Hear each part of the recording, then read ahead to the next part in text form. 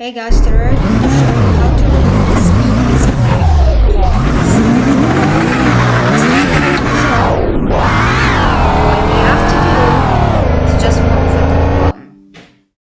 So, when we have in the HSS tune module script, find the HSS interface in here and switch off the enabled property.